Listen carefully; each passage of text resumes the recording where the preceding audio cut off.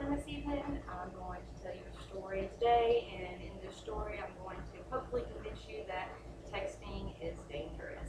In 2012, I left ADT in downtown Houston, and I will never forget that moment when I left, because less than a block away, I stopped at a red light, and shortly after stopping at that red light, I remembered that I had forgotten something at work. What does everybody do? Pick my phone up at the red light.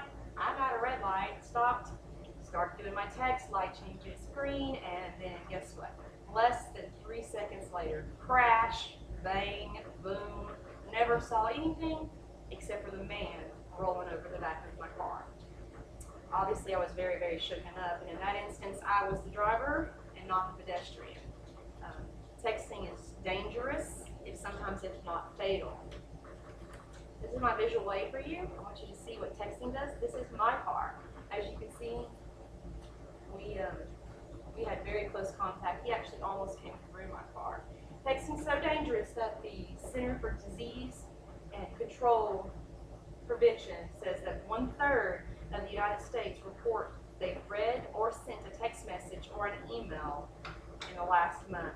And also, according to the U.S. Census Bureau, on October 26th, there's actually 3,222,034,531.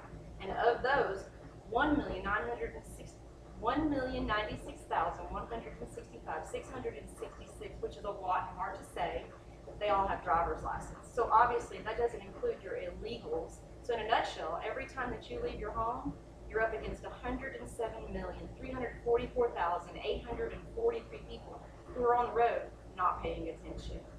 In the next 5 minutes, I'd like to convince you that texting and driving and emails and driving are all distractions and they're all dangerous.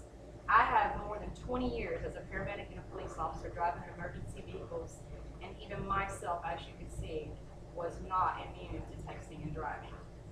Texting is dangerous. According to the Virginia Tech Transportation in 2009, engaging in visual and manual phone activities increased the risk of getting into a crash 3 times. In an average, 5 seconds of taking your eyes off the roadway and onto a phone when you're driving 55 miles an hour is essentially like driving completely across the football field blindfolded. According to the University of North Texas, 16,000 people are killed between 2001 and 2007. That's over 6 people a day. Text messages are not just for me in my 40s. They're also for teenagers. They're also for young adults. They're also for our older generation, not much older than myself, because we teach it. I teach it. The day that I had my wreck, fortunately, my children weren't there, but yes, they've seen me before. What can we do to fix texting and driving and its dangers? Well, technology is our first look. There are apps that you can get where GPS is available to your phone, where the phone GPS tracks your phone, and once your phone goes over certain miles per hour, it locks the capability of any text message or email receiving or sending.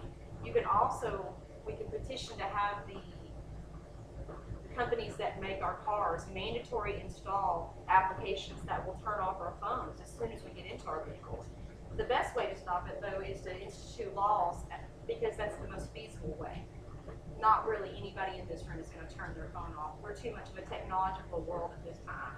Aggressive media marketing, that's something that seems to work too. It worked for me after my wreck only because it was so unrealistic. So today I wanted to show you what I went through the day that I had my wreck.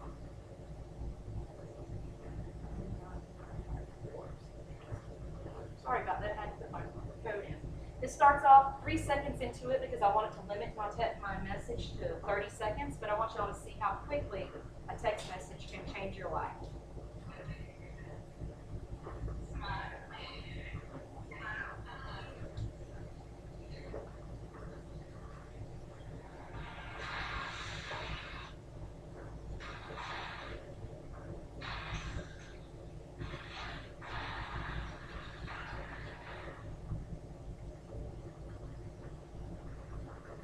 Okay, so that's available on YouTube by looking up texting and driving commercial. There are numerous ones.